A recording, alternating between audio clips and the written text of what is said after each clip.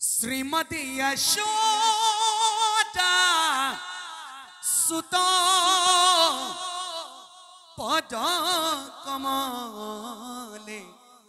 नष्टे भक्ति नारायण शिव चरित्रটি হল বুলিয়ে মূৰৰ ওপৰত কাঁচিজন এটা বান্ধি আহিব লাগে নে বা নেলাগে তুমি এনেকে সেইজন ৰাখাল কৃষ্ণ যিজন কৃষ্ণই মোৰ 99টা ভাতা মৃত্যুৰ মুখলৈ ঠেলি দি গান্ধাৰীৰ বুকুৰ ওপৰত সীতাৰ জুই জ্বলাইছা মই ভাবো প্ৰতিযোগিতামূলক ভাওনাৰ মৰ্যাদা হানি কৰা নাই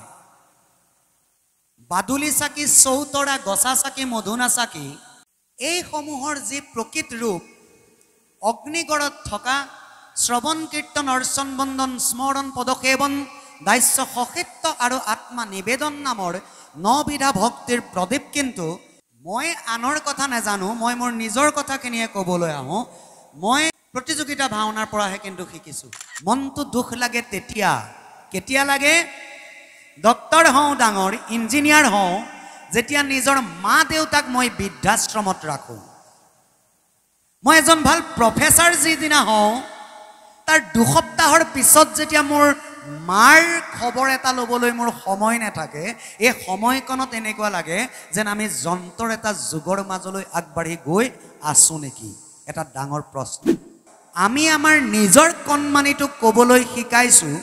যে এই জন্তুৰ বৰ দেউতা এওক সেৱা এটা কৰ এই জন্তুৰ খুৰা তেওঁক সেৱা এটা কৰ এই যে ৰাইজ বহি আছে তেওঁলোকৰ ওচৰত সদায় নত হ'বলৈ শিক হিৰ নত কৰিবলৈ শিক এই যেটো আধ্যাত্মিক চেতনাযুক্ত শিক্ষা এই শিক্ষা কিন্তু পোনপ্ৰথম বৰ দেউতা ভাওনাৰ পৰাই অহা ক্ষেত্ৰভাগী জিপাল কৰি তুলিছে যিসকল মহান ব্যক্তিয়ে পাথৰ আসনত ব্ৰতি আছে যিজন মহান নামঘৰীয়াই উঠোতে বহোতে এগছে বন্তি প্ৰভু ভগৱন্তৰ শ্ৰী চৰণৰ তলত অৰ্পণ কৰি আজি সফলতাৰ উচ্চ শিখৰত বগাব বিচৰা এই মহেন্দ্ৰ মহান অনুষ্ঠান ভাগে জাকত জিলিকা কৰি তুলিছে এই অনুষ্ঠানৰ সহিতে শাৰীৰিক মানসিক আৰ্থিকভাৱে জড়িত প্ৰত্যেকজন ব্যক্তিলৈকে আমাৰ তৰফৰ পৰা সেৱা শ্ৰদ্ধা নিবেদন কৰিছো কৃষ্ণ এফাকি মহাপুৰুষীয়া বাণীৰে ও ধৰ্মক জানো মই তথাপি প্ৰবৃত্তি নাই অধৰ্মতো নিবৃত্তি নহয় হৃদয় স্থিত হুয়া তুমি যেন কৰাইবা স্বামী ঋষিকেশ কৰি উতেনৈ ৰাম ঋষিকেশ কৰি উতেনৈ বাণী ফাঁকি এজন অতি উদণ্ড এজন অতি অহংকাৰী ব্যক্তিৰ মুখৰ পৰা নিগৰিত হোৱা দৈত্যায়ন হ্ৰদৰ তলত যেতিয়া দুৰ্যোধন লুকাই আছিল দুৰ্যোধনৰ সকলোতকৈ এটা বেয়া স্বভাৱ আছিল যে আনৰ ককৰ্থনা শুনিব নোৱাৰে এই স্বভাৱটো মই এই কাৰণে আপোনাসবৰ সন্মুখত এটি বেয়া স্বভাৱ বুলি ক'বলৈ গৈছো আনৰ ককৰ্থনা আনৰ গালি বৰখন যিমান ধৈৰ্য ধৰি শুনিব পাৰে তেওঁৱে কিন্তু যুধিষ্ঠিৰৰ দৰে স্থিৰ হ'ব পাৰে হ্ৰদৰ তলত দুৰ্যোধন লুকাই থাকোতে পঞ্চ পাণ্ডৱ সহিত অতখিনি গালি বৰ্ষণ শুনাৰ পাছত কৃষ্ণ গোসাইকে দুৰ্যোধনে দোষী সজাইছে তুমি এনেকে সেইজন ৰাখাল কৃষ্ণ যিজন কৃষ্ণই মোৰ 99টা ভাতা মৃত্যুৰ মুখলৈ ঠেলি দি গান্ধাৰীৰ বুকুৰ ওপৰত সীতাৰ জুই জ্বলাইছা তুমি চাকে ভাবিছা তুমি যুধিষ্ঠিৰক যিদৰে ধৰ্মৰ প্ৰতি শিক্ষা দি ধৰ্মৰ প্ৰতি আকৃষ্ট কৰিব পাৰিলা ঠিক তেনেকৈ তুমি হেনো ভগৱান তুমি সকলো কাম কৰিব পাৰা গতিকে তুমি দুৰ্যোধনৰ অন্তৰাত্মাটো প্ৰৱেশ কৰি দুৰ্যোধনকো ধৰ্মৰ প্ৰতি মতি ৰাখিবৰ কাৰণে শিক্ষা দিব পাৰিলাহেঁতেন তুমি চাকে ভাবিছা ধৰ্মক নাজানো ধৰ্মক জানো মই তথাপি মই ধৰ্মত সমাব নাজানো অধৰ্মৰ পৰা ওলাবও নাজানো হৃদয়ত স্থিত হৈ যেন কৰ্ম কৰাইবা ভগৱন্ত প্ৰভুৱে আমাৰ দ্বাৰা যিখিনি কৰ্ম কৰাব সেইখিনি কাম প্ৰকৃততে কিন্তু সেই অনন্ত নিৰাকাৰ নিৰঞ্জনৰ দ্বাৰাই পৰিচালিত হয় বুলি দুৰ্যোধনে কৃষ্ণ গোসাঁইক গালি পাৰিছে গতিকে বোলা যাওক সেৱক সমস্ত উদ্যোক্তা মণ্ডলী একত্ৰিত হৈ প্ৰভু ভগৱন্তৰ দ্বাৰা যিভাগী কৰ্ম কৰোৱালে শিশুসকলৰ অপৰাধ হ'বই নোৱাৰে তেওঁলোক একোজন দেৱ শিশু গতিকে দেৱ শিশুসকলক লৈ যি সুন্দৰভাৱে এই অনুষ্ঠানভাগ প্ৰভু ভগৱন্তই নিশ্চয় স্থিত হৈ তেওঁলোকৰ দ্বাৰা এইখিনি কৰ্মহে কৰালে গতিকে ভগৱন্তই কৰোৱা এই কৰ্মখিনি এই যে সফল ৰূপায়ণ হৈছে গতিকে উদ্যোক্তা মণ্ডলীৰ প্ৰতিও আমিও প্ৰভু ভগৱন্তৰ চৰণত প্ৰাৰ্থনা জনাব বিচাৰোঁ উদ্যোক্তা মণ্ডলীৰ প্ৰতি প্ৰভু ভগৱন্ত সদায় সন্তুষ্ট হওক আৰু এনেকুৱা উদ্যোক্তাসকলৰ কাৰণে মই আপোনালোকৰ তৰফৰ পৰা আশীৰ্বাদ স্বৰূপে একাজলি জোৰজাৰ হাত চাপৰি উদ্যোক্তাসকলৰ কাৰণে কামনা কৰিছোঁ দায়িত্ব হৈছে ডাঙৰ আৰু গধুৰ বিচাৰকৰ আসন অলংকৃত কৰিব পৰা ধৃষ্টতা বা শক্তি আমাৰ নাই এটো কোনেও ভাবিব নালাগে বা মোৰ সতীৰ্থ যিসকল সন্মানীয় বিচাৰক আছিল মৰমৰ ভাতৃ নিতু বৰা মৰমৰ ভাতৃ ডিম্পল মৰমৰ শ্ৰদ্ধাৰ সন্মানীয় ব্যক্তি দেবেন ভূঞা ডাঙৰীয়া আমি আচলতে প্ৰতিজন এই ভাওনাৰ শিক্ষা বা শ্ৰীমন্ত শংকৰদেৱ গুৰুজনাৰ যি মহান সংস্কৃতি আমি প্ৰত্যেকজন কিন্তু এই সংস্কৃতিৰ একোজন ছাত্ৰৰ কামটোৱে হৈছে সদায় শিকিবলৈ আগ্ৰহ কৰা বা অধ্যয়ন কৰা গতিকে আমি নাভাবিব আপোনালোকে আমি যে অতদিনে আপোনালোকৰ লগত থাকিলোঁ আমি যে প্ৰত্যেকটো নাট্য দলৰ অভিনয়সমূহ চালোঁ প্ৰত্যেকটো নাট্য দলৰ গীত মাত যে আমি আমাৰ কৰ্ণগোচৰ কৰিলোঁ তাৰ কাৰণে কিন্তু আমাৰ জীৱনতো এটা সকলোতকৈ ডাঙৰ লাভ হৈছে এই লাভটোৱে হৈছে কি এই যে 4টা বা 5টা দিন আপোনালোকৰ লগত থাকিলোঁ এই 5টা দিনৰ আখৰা আমাৰ জীৱনৰ কাৰণে বাঢ়ি গৈছে গতিকে মই আশা কৰিম আমি প্ৰত্যেকজন শিকাৰু একত্ৰিত হৈ এনেকুৱা সৰ্বাংগ সুন্দৰ সংস্কৃতি যি সংস্কৃতিয়ে অসমখনত আমাৰ এই সমাজখনক এখন সুন্দৰ সমাজ ৰূপে তেতিয়াই গঠন কৰি থৈ গৈছিল যি সংস্কৃতিয়ে আমাৰ পূৰ্বপুৰুষসকলক শিকাইছিল যে দুষ্টক দমন সন্তক পালন ধৰ্মৰ জয় অধৰ্মৰ পৰাজয় যি বাৰ্তা শুনি আমি আমাৰ অসমৰ মজিয়াত আমি আমাৰ নিজৰ কণমানিটোক ক'বলৈ শিকাইছোঁ যে এইজন তোৰ বৰদেউতা এওঁক সেৱা এটা কৰ এইজন তোৰ খুৰা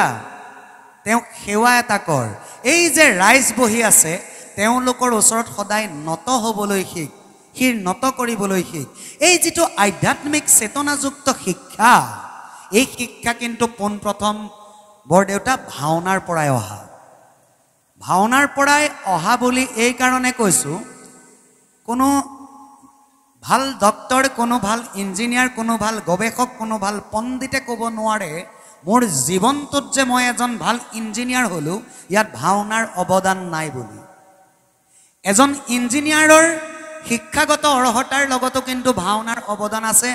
এজন ভাল ডক্টৰৰ শিক্ষাগত অৰ্হতাৰ লগতো কিন্তু ভাওনা জড়িত হৈ আছে আপোনালোকে মনতে ভাবিছে পঢ়িলোঁ শুনিলোঁ ডক্টৰৰ চাকৰি পালোঁ ভালকৈ ITI পঢ়িলোঁ এজন ইঞ্জিনিয়াৰ হ'লোঁ ইয়াত ভাওনাৰ কথাটো ক'ৰ পৰা আহিল অকণমান এটা প্ৰশ্ন হয় কথাটো হ'ল শংকৰদেৱ গুৰুজনা সেইদিনা জন্মগ্ৰহণ কৰিছিল যিদিনা আমাৰ পূৰ্বপুৰুষসকল হিংসাৰ বলি হৈ হিংসাৰ সমাজখনত নানা অপ্ৰীতিকৰ পৰিৱেশৰ মাজত বিৰাজমান কৰিছিল সেই সময়ত আমাৰ পূৰ্বপুৰুষসকলক আমাৰ ককা দেউতাসকলক যদি শংকৰদেৱ গুৰুজনাই ভাওনাৰ জৰিয়তে নিশিকালেহেঁতেন যে দুষ্টক দমন সন্তক পালন ধৰ্মৰ জয় অধৰ্মৰ পৰাজয় আজি অসম ভূমিৰ মাজত কিন্তু এজন ভাল এডভোকেট জন্ম নহ'লহেঁতেন এজন ভাল ইঞ্জিনিয়াৰ জন্ম নহ'লহেঁতেন এজন ভাল ডক্টৰ জন্ম নহ'লহেঁতেন গতিকে এনেকুৱা এখন সমাজক শুদ্ধ কৰিব পৰা এই মহান সংস্কৃতিৰ কাৰণে যিসকল অভিভাৱক অভিভাৱিকাই আপোনাৰ কণমানিটো কানি এই মহান সংস্কৃতিত ইতিমধ্যে অন্তৰ্ভুক্ত কৰিছে মই সেই অভিভাৱক অভিভাৱিকাসকলৰ কাৰণে উদ্যোক্তাসকল তথা ৰাইজৰ তৰফৰ পৰা একাজলি হাত চাপৰি কামনা কৰিছোঁ মনটো দুখ লাগে কেতিয়া যেতিয়া আমি আমাৰ উঠি অহা প্ৰজন্মক এটা যন্ত্ৰৰ শাৰীলৈ আগবঢ়াই দিওঁ মনটো দুখ লাগে তেতিয়া কেতিয়া লাগে ডক্টৰ হওঁ ডাঙৰ ইঞ্জিনিয়াৰ হওঁ যেতিয়া নিজৰ মা দেউতাক মই বৃদ্ধাশ্ৰমত ৰাখোঁ মই এজন ভাল প্ৰফেচাৰ যিদিনা হওঁ তাৰ দুসপ্তাহৰ পিছত যেতিয়া মোৰ মাৰ খবৰ এটা ল'বলৈ মোৰ সময় নাথাকে এই সময়কণত এনেকুৱা লাগে যেন আমি যন্ত্ৰৰ এটা যুগৰ মাজলৈ আগবাঢ়ি গৈ আছোঁ নেকি এটা ডাঙৰ প্ৰশ্ন আমি যেতিয়া সকলো শিক্ষাই লাগিব আধ্যাত্মিক শিক্ষাৰো সমানেই প্ৰয়োজন আনুষ্ঠানিক শিক্ষাৰো সমানেই প্ৰয়োজন বহল অৰ্থৰ শিক্ষাৰো সমানেই প্ৰয়োজন আজি আসনত এই বৰদেউতা বহি আছে মই ডক্টৰ হ'লোঁ বা ইঞ্জিনিয়াৰ হ'লোঁ মই যদি বৰদেউতাক ক'ব নোৱাৰোঁ যে বৰদেউতা বহিছেনে কৃষ্ণ দেই গোৱা এখন ল'ব নেকি এইটো এটা মোৰ আধ্যাত্মিক চেতনাৰ উঠি অহা প্ৰজন্মৰ প্ৰয়োজন আমি যন্ত্ৰৰ আকাৰলৈ এইটো ভাবিব নালাগে মই এই কাৰণে এই কথাষাৰ কৈছোঁ শিশুসকলে বৰ্তমান প্ৰতিযোগিতামূলকভাৱে ভাওনা কৰে বা ৰাতি কেতিয়াবা 12-1 বজালৈকে কণ কণ মইনাই হওক উঠি অহা যুৱ প্ৰজন্মই হওক যেতিয়া আখৰাৰ গৃহত উপস্থিত থাকে এনেকুৱা প্ৰশ্নৰ কিন্তু সন্মুখীন হয় তোমাৰ ল'ৰাজনক যে ৰাতিখন ভাওনা শিকাই আছা তাৰ পৰা তোমাৰ কি লাভ হ'ব এনেকুৱা প্ৰশ্নৰ মুখামুখি হয়নে ডাঙৰীয়া হয়নে সেইসকলক যিসকলে এই প্ৰশ্নটো সোধে সেইসকলক এটাই অনুৰোধ এখন সমাজত শিক্ষাত কেউটা প্ৰকাৰৰ পৰা আমাক প্ৰয়োজন হ'ব আমি ভাওনাৰ মজিয়াৰ পৰা আধ্যাত্মিক চেতনাযুক্ত শিক্ষাও শিকিব লাগিব আমি এখন বিশ্ববিদ্যালয়ত পঢ়ি তাৰ পৰা চাৰ্টিফিকেট বা প্ৰমাণপত্ৰযুক্ত এখন চাৰ্টিফিকেটৰো বৰ্তমান আমাৰ প্ৰয়োজন নহ'লে কিন্তু এখন সুন্দৰ অসম বা এখন সুন্দৰ সমাজ কেতিয়াও গঢ় লৈ নুঠে গতিকে মই আশা কৰিম এই আপাহতে এনেকুৱা সংস্কৃতিত সমবেত হোৱা প্ৰত্যেকজন কণমানি এটা কথা কিন্তু ধ্ৰুৱ সত্য সন্ধিয়া লগা গৈ পাণ দোকান এখনৰ সন্মুখত এটা চিগাৰেট হুপি থকাতকৈ এভাগ নামঘৰলৈ আহিবলৈ কিন্তু সদায় তেওঁলোকৰ মনটোত এটা হাবিয়া সোমাবনে নোসোমায় গতিকে ই উঠি অহা প্ৰজন্মৰ কাৰণে ই কণ কণ মইনাহঁতৰ কাৰণে ইয়াতকৈ ডাঙৰ জীৱনত কিবা ভাল শিক্ষা আছে বুলি আমি ভবাটো ভুল হয়নে গতিকে এনেকুৱা ভাওনা সংস্কৃতি অধিক উত্তৰণৰ কাৰণে এনেকুৱা মইনাহঁতৰ দ্বাৰা এখন সুন্দৰ সমাজ হ'বৰ কাৰণে মই আপোনালোক কেউজনৰ তৰফৰ পৰা একাজলি হাত চাপৰি তেওঁলোকৰ উত্তৰ উন্নতিৰ কাৰণে কামনা কৰিছোঁ এতিয়া আহিছোঁ ভাওনাৰ মজিয়ালৈ আমি সকলোতকৈ গুৰুত্ব দিবলগীয়া এটা বিষয় কিন্তু ভাওনাৰ মজিয়াত আহি পৰিছে যেন অনুমান হৈছে সেই বিষয়টোৱে হৈছে এজন ব্যক্তি যেতিয়া সুস্থ হৈ থাকিব লাগিব আমি সেই ব্যক্তিজনক গুৰুত্ব দিব লাগিব ক'ত তেওঁৰ জকাটোত তেওঁৰ যিটো জকা তেওঁ যিটো এক্সৰে প্লেট বুলি আমি ক'ম মানে আমি এজন ব্যক্তিক সুস্থ নে অসুস্থ কেতিয়া চাম যেতিয়া আমি এটা আল্ট্ৰাছাউণ্ড কৰিম হয়নে আমি যেতিয়া এজন ব্যক্তি সুস্থ হৈ আছে নে অসুস্থ হৈ আছে আমি যেনেকৈ এটা ব্লাড ৰিপৰ্ট চাব লাগিব ঠিক তেনেকৈ কিন্তু ভাওনাৰ মাজৰ জকাসমূহ সন্মানীয় পৰিচালকসকলে গুৰুত্ব দিয়াৰ সময় আহিছে যেন আমাৰ অনুমান হৈছে এই কাৰণে কথাষাৰ কৈছোঁ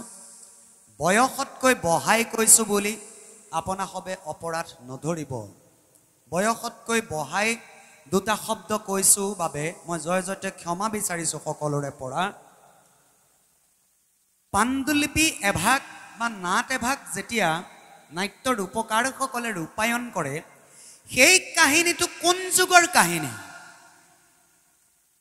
সেই কাহিনীটোত প্ৰৱেশ কৰি অহা মহাদেৱ ৰুদ্ৰ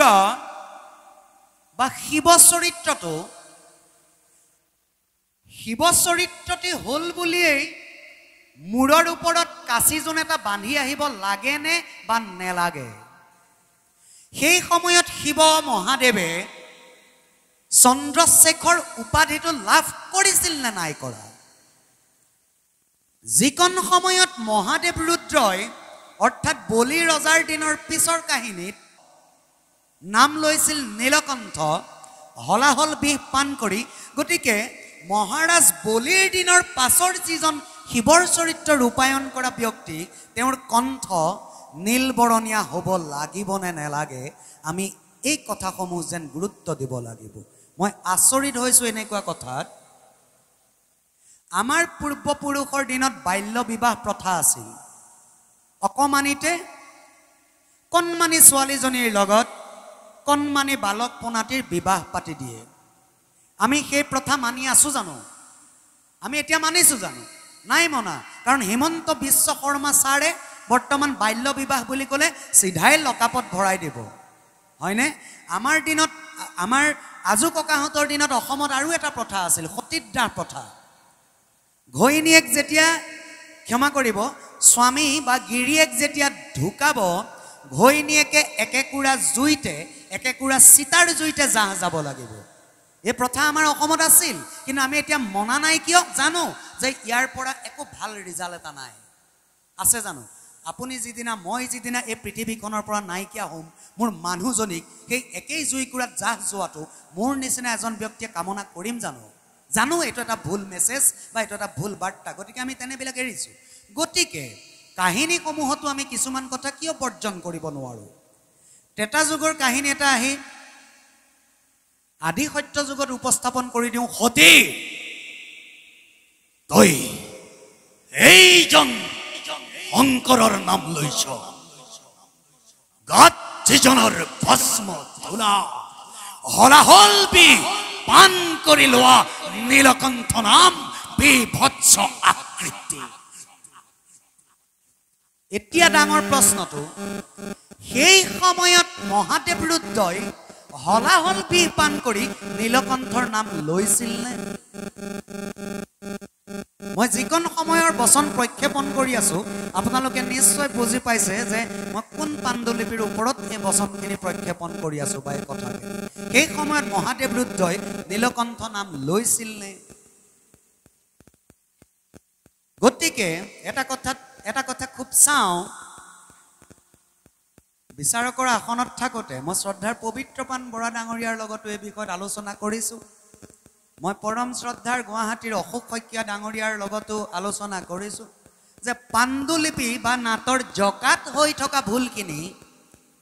শুদ্ধ কৰিব কোনে বুলি এটা প্ৰশ্ন মই কৰিছিলোঁ তেতিয়া তেওঁলোকে কৈছিলে যে উদ্যোক্তা মণ্ডলীয়ে যিহেতু সেই পাণ্ডুলিপি ভাগ নিৰ্বাচন কৰিছে গতিকে তাৰ মাজত যি হয় আমি তাত মাত মাতিব লগা নাই কিন্তু মই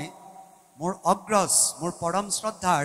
সেইসকল মহান ব্যক্তিক আজিৰ এই অনুষ্ঠানৰ মজিয়াৰ পৰা অনুৰোধ জনাব বিচাৰিছোঁ পৰম শ্ৰদ্ধাৰ পবিত্ৰপান বৰা ডাঙৰীয়া আপোনাৰ দৰে মহান ব্যক্তিক মই আজিৰ অনুষ্ঠানৰ পৰা অনুৰোধ জনাব বিচাৰিছোঁ পাণ্ডুলিপিসমূহ নিৰীক্ষণ কোনে কৰিব যদি সন্মানীয় বিচাৰকসকলে পাণ্ডুলিপিৰ ওপৰত যদি দৃষ্টি নিদিয়ে তেন্তে উদ্যোক্তাসকলে পাণ্ডুলিপি ভাগ যেতিয়া নিৰ্বাচন কৰে মোৰ কথাবিলাক কিন্তু খুব অপ্ৰিয় শুনিবলৈ কিন্তু সত্য উদ্যোক্তাসকলে কেতিয়াও এভাগ পাণ্ডুলিপি যেতিয়া এটি নাট্যদলে জমা দিয়ে উদ্যোক্তাসকলে সেই পাণ্ডুলিপি ভাগ পঢ়ি কিন্তু নাচায় বা আপোনালোকে চাইছিলে নেকি পাণ্ডুলিপি এভাগ যেতিয়া দিছে আপোনালোকে পঢ়ি চাইছে নেকি নাই চোৱা নাই প্ৰতিযোগিতা বিভাগত কোন কোন আছিলে আপোনালোক আছিলে পাণ্ডুলিপিটো পঢ়ি নাই চোৱা গতিকে যিদিনালৈকে প্ৰতিযোগিতা বিভাগৰ ব্যক্তিসকলে পাণ্ডুলিপি ভাগ নিৰীক্ষণ ভালকৈ নকৰে যিদিনালৈকে পৰিচালকসকলে পাণ্ডুলিপি ভাগত কি লিখা আছে পাণ্ডুলিপি ভাগৰ মূল জকাতৰ বিষয়ে যদি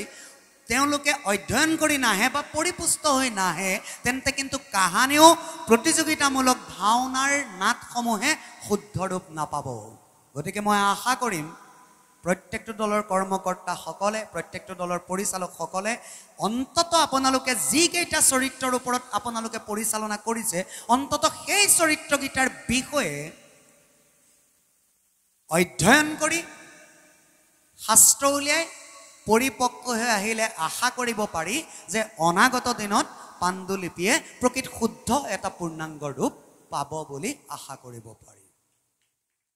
আপোনা খবৰ জ্ঞাতাৰ্থে এষাৰ কথাই কওঁ, মানুহ কমেও 40% লোকে বা 30% লোকে মাতৃভাষাত হোৱা অৰ্থাৎ অসমীয়া ভাষাত হোৱা নাট ভাওনাক প্ৰতিযোগিতামূলকভাৱে হোৱা নাট ভাওনাক সদায় নচ্ছাত কৰিবৰ কাৰণে অসমত এটা জোৰজাৰ প্ৰচেষ্টা চলি আছে। মই ভাবোঁ প্ৰতিযোগিতামূলক ভাওনাৰ মৰ্যাদা হানি কৰা নাই। বাদুলি চাকি, চৌতৰা, গছা চাকি, মধু নাচাকি এইসমূহৰ যি প্ৰকৃত ৰূপ অগ্নিগড়ত থকা শ্ৰৱণ কীৰ্তন অৰ্চন বন্দন স্মৰণ পদসেৱন দাস্য সহিত্য আৰু আত্মা নিবেদন নামৰ 9 বিধা ভক্তিৰ প্ৰদীপ। কিন্তু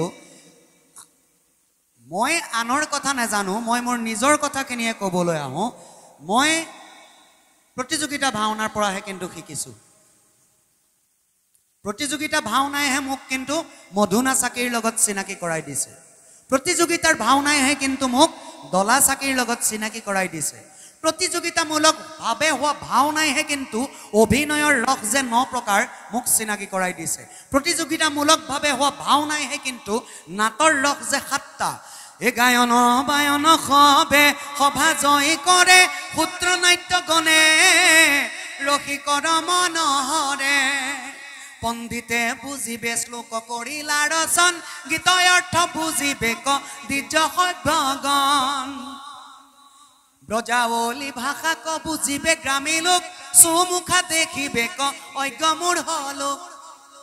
ভুলে বা শুদ্ধই লয় হৰি নাম এই সপ্ত ৰস নাট কৰয় অনুপম। এই যে সপ্ত ৰসেৰে যে গুৰুজনাই যে নাট লিখি থৈ গৈছিল, আনৰ ক্ষেত্ৰত নেজানো, আমাৰ অগ্ৰজসকলে নিশ্চয়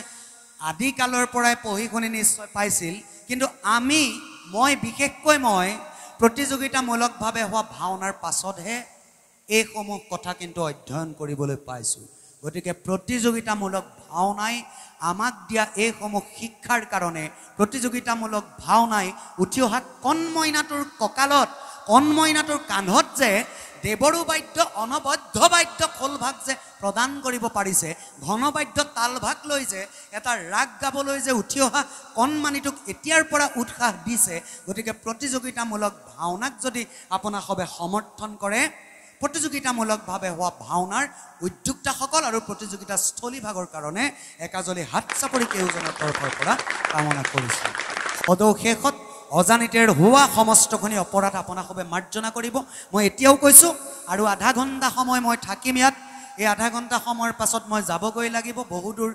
চাৰিচকীয়া চলাই যাব লাগিব, অনুষ্ঠান আছে, ৰাতি 2-3টা বাজিব, আজিও টোপনি ক্ষতি হ'ব। গতিকে আপোনাসবৰ সাক্ষাতত অজানিতে হোৱা অপৰাধসমূহ মাৰ্জনা কৰি আপোনাসবৰ সত্ৰৰ ছায়াৰ তলত এক কণিকা ঠাই দিব বুলি কাকতি কাৰ্পিণ্য কৰি হাতে হাতে 3 ধৰি 2 হাত কীৰ্তনজলি কৰি আপোনাসবৰ অভয় চৰণত ধৰি সেৱা সদাইছোঁ। আৰু যদি আমাৰ মুখহন্তে ওলোৱা কোনোবা শব্দই, আমাৰ মুখৰ পৰা ওলোৱা কোনোবা শব্দই যদি আপোনাসবৰ অন্তৰ আত্মাত আঘাত হানিছে, আপোনাসবৰ ৰাতুল পংকজৰ তলত ক্ষমা বিচাৰিছোঁ। আপোনাসবে নিজ গুণে মাৰ্জনা কৰিব। ধন্যবাদ। জয় গুৰু শংকৰ, জয় আই অসম। এফাকি মহাপুৰুষীয়া বাণীৰে মই সেৱা সদাব বিচাৰিছোঁ। কৃষ্ণ। উদ্ভট সাগৰ নামৰ গ্ৰন্থখনৰ পৰা তুলি অনা এটি শ্লোক আমি প্ৰথমতে গায়ন বায়নৰ দলটিয়ে ৰাইজক এটা বাৰ্তা দি লওঁ যে যিসকলৰ যশোদাৰ পুত্ৰৰ পদকমলত ভক্তি নাথাকে, যিসকল গৰখীয়া ঘৰৰ গোপিকা কন্যাই বা গোপকন্যাই প্ৰিয়গুণ সম্পন্ন কথাত কোনো ধৰণৰ আসক্তি যিসকলৰ নজন্মে, যিসকলে শ্ৰীকৃষ্ণৰ লীলা ললিত গুণ সম্পন্ন কথা সাদৰেৰে কৰ্ণৰে নলয় বা তৃপ্তি উপভোগ নকৰে, সেইসকলৰ জীৱনটো ধিক ধিক বুলি মৃদংগ বাদ্যই ধিগেতাং শব্দ কৰি সেই কথাকেই সদায় কীৰ্তন কৰি থাকে। গতিকে মই উক্ত উদ্ভট সাগৰৰ শ্লোকফাঁকিকে অকণমান গাবলৈ চেষ্টা কৰিছোঁ, কিন্তু মাত বোল ভাগি আছে। ৰাইজে দেখিছে সদায় টোপনি কটিতে থকা চকু মোৰ ৰঙা হৈ থাকে গতিকে অপৰাধ হলে মাৰ্জনা কৰিব কৃষ্ণ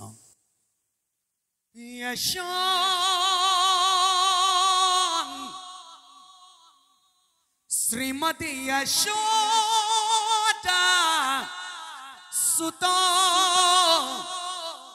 পদ কমলে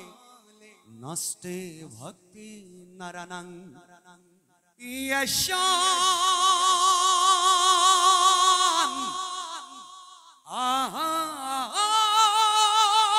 বীরা কন্যা প্রিয়া গণ কথনে নানো রক্তা রসজ্ঞা यशां श्री कृष्ण लीला ललिता गोना कथा सदरो न व्याकरणो न तृप्तो धिक्तां धिक्तां धिगतां